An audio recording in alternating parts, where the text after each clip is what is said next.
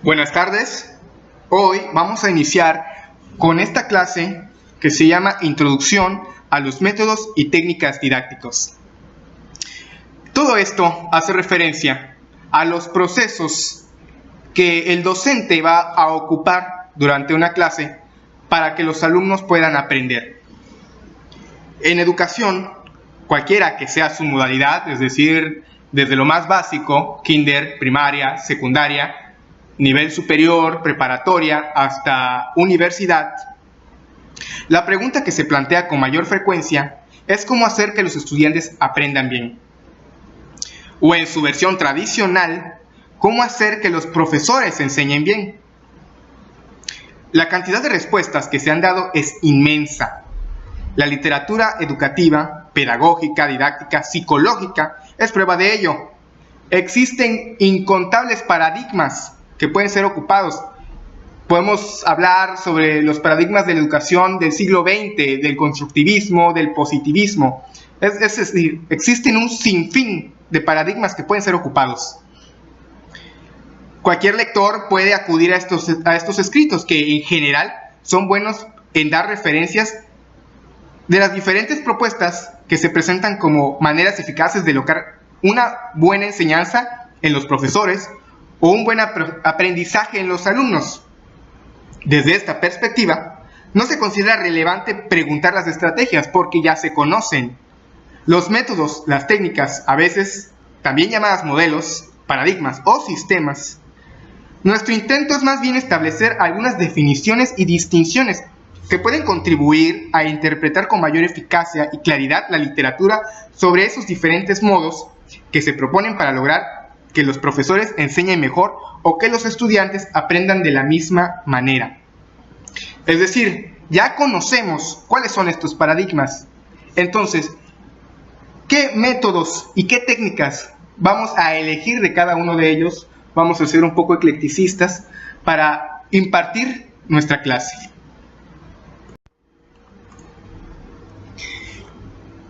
Aprender, transformar un contenido en conocimiento, en términos constructivistas, construir significados y sistemas de significados, ante todo, es un proceso en el sentido más amplio y general del término, pero también en su sentido restringido y específico propuesto por la teoría de sistemas. Si consideramos este proceso como el hacer algo ordenada y sistemáticamente, estaremos hablando de un método. Existen un sinfín de métodos, entre ellos está el método de descubrimiento, el método lúdico o de juegos de enseñanza, la dialéctica, en donde, por ejemplo, hablando de este último que acabo de mencionar, se debaten los temas con una tesis, con una antítesis, y al final se sintetiza todo y se llegan a conclusiones entre los alumnos y el maestro, de manera ordenada y sistemática, claramente. Existe el método socializado, el método guiado, del descubrimiento guiado. En estos últimos métodos, por ejemplo, el descubrimiento guiado, el maestro va guiando de cierta manera a los alumnos a que descubran cierto concepto o ciertos conocimientos. Por ejemplo, vamos a hablar sobre la experimentación en la condensación del agua. Si le decimos a los alumnos qué es la condensación, vayan y experimenten, hagan cierto experimento en su casa, pongan una olla a calentar, pónganle tapa y vean cómo es que va subiendo el vapor y llega un momento en el que al condensarse, al juntarse todas estas partículas de vapor se convierten en agua, pues evidentemente los alumnos van a ir descubriendo de manera más clara y precisa cuál es este concepto, ¿no? Entonces, nosotros tenemos un sinfín de métodos que nos pueden ayudar a realizar este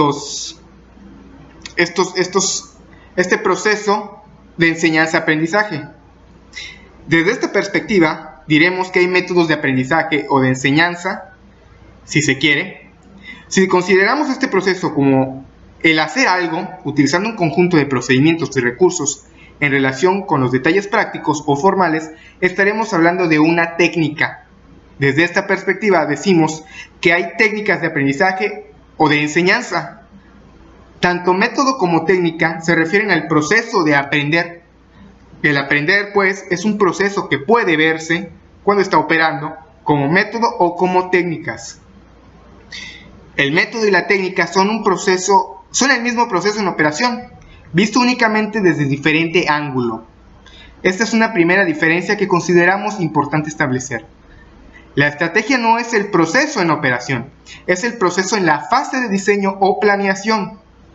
Consiguientemente, consideramos que para referirse al proceso en operación únicamente deberían emplearse los conceptos método y técnica. El término estrategia es más útil en otro momento, y si se usa como sinónimo de método o técnica, lo único que añadimos es más confusión a la ya existente. Lo mismo debe decirse de los otros vocablos que con mucha frecuencia se usan para denotar método o técnica. De acuerdo con este punto de vista, intentaremos dar algunos elementos que contribuyan. Consideramos es necesario establecer algunas distinciones previas que pueden contribuir a comprender con mayor precisión el concepto, la diferencia y los usos de los métodos y técnicas en la enseñanza y en el aprendizaje.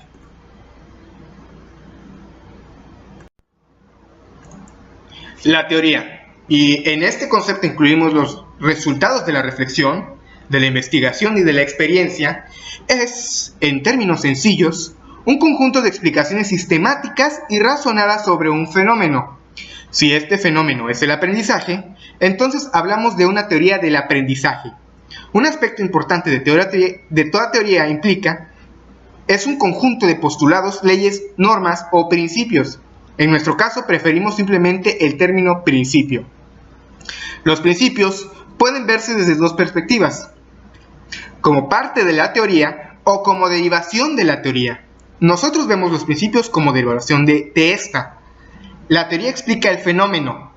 Los principios, la forma en que se puede influir en la operación de este fenómeno. Pero, ¿en qué momento los principios dejan de ser teoría para convertirse en una forma de operación en el fenómeno? No creo que exista respuesta. Lo mejor es ver la teoría y los principios derivados de ellas como un continuo, en el que los extremos son fáciles de identificar, pero los puntos intermedios no. La teoría nos dice que el aprendizaje es social. Es decir, difícilmente un alumno, un educando, va a aprender sin la colaboración de sus compañeros, sin la colaboración de un docente que vaya guiando sus pasos en el método del conocimiento. Un principio derivado de esta dimensión teórica es que el proceso de aprender hay que incluir la colaboración entre los estudiantes y no solo pedirles que estudien en forma individual. Tal vez, en este caso, sea distinguible el aspecto teórico del principio operativo, pero no siempre es así. ¿Es la necesidad de tomar en cuenta los conocimientos previos del aprendizaje algo que explica el aprendizaje o algo que tiene que darse para que ocurra el aprendizaje? No creo que sea necesaria la respuesta. Lo importante es tomar conciencia de que existen explicaciones teóricas y que, de estas, se derivan algunas ideas o conceptos que guían nuestra toma de decisiones, donde se basará el diseño de las actividades de aprendizaje, ideas o conceptos que llamamos principios del aprendizaje.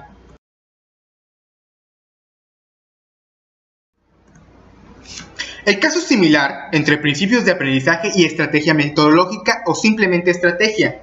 Los principios son esas ideas o conceptos que guían nuestra toma de decisiones en los que se relaciona el aprendizaje. La estrategia metodológica, podría decirse, es el resultado o producto de derivar de los principios la forma y orden general con el que se abordará la enseñanza o, mejor dicho, el aprendizaje de los alumnos. La estrategia metodológica es la definición y concreción de los principios en un enunciado claro y preciso en el que se declara el plan de acción general antes de entrar a la batalla del aprender.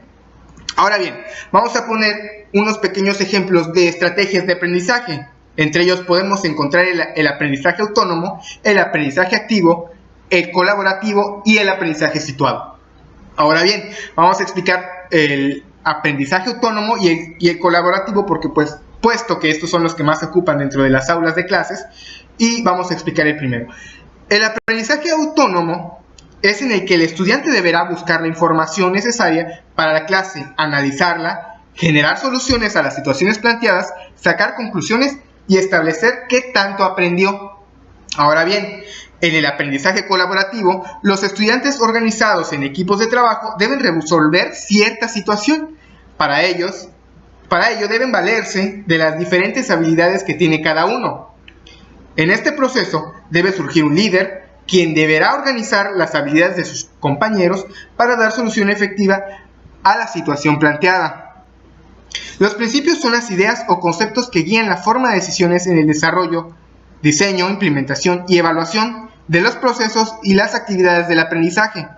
La estrategia metodológica es la expresión y declaración de las decisiones tomadas en función de los principios. Como principio de aprendizaje se establece que el conocimiento se adquiere con mayor efectividad cuando se incluye el mayor número posible de experiencias y actividades en las que los estudiantes pueden hacer, practicar y experimentar. Y vamos a hacer énfasis en estos tres últimos verbos: hacer, practicar y experimentar. ¿Por qué? Porque los seres humanos somos seres experimentales. Nosotros nos gusta experimentar, tener experiencias nuevas. Mientras más tengamos contacto con el objeto de aprendizaje, más fácil nos será recordar, memorizar y aplicar este conocimiento a largo plazo. De este principio se deduce con bastante claridad que la estrategia metodológica tiene que ver con la experimentación y la manipulación de los objetos. La distinción entre principio y estrategia metodológica es fácilmente identificable.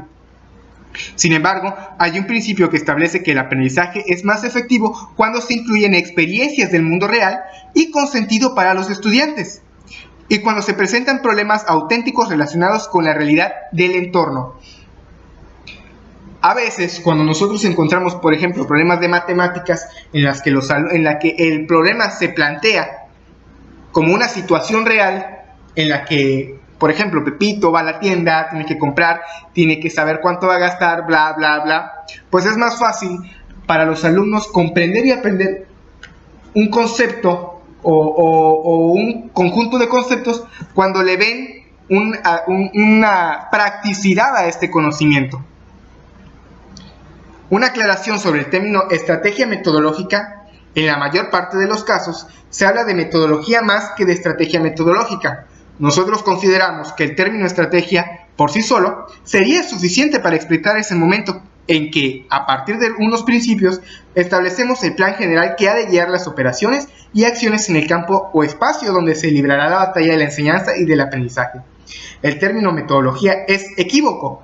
Parece aludir más al estudio o a la ciencia del método que a las decisiones y posiciones que se adoptan en función de un proceso que se ha de seguir. No obstante, que el término metodología se presta a diferentes interpretaciones, la idea de hacer algo con un orden y sistema razonado es fundamental en el desarrollo de procesos del aprendizaje. Por este motivo, preferimos conservar el uso de los dos términos y hablar de estrategia metodológica. Ahora bien, una vez establecido el método, la técnica o ambos, se está en condiciones de determinar los medios y los materiales. Con esta última determinación, estaremos en condiciones de diseñar las actividades de aprendizaje en un marco temporal y espacial. Después de determinar los métodos, las técnicas, los medios y los materiales a usar, prácticamente lo único que falta para tener las actividades de aprendizaje definidas es añadir las condiciones en las que los estudiantes van a llevar a cabo y ejecutar los métodos y las técnicas seleccionadas. Con la especificación de las condiciones en los que se usarán los métodos y las técnicas didácticas, concluye el diseño de las actividades de aprendizaje. A continuación, presentamos el proceso total que se inicia con la teoría y los principios de aprendizaje y concluye con los medios y los materiales que se usarán para aprender contenidos específicos de una disciplina.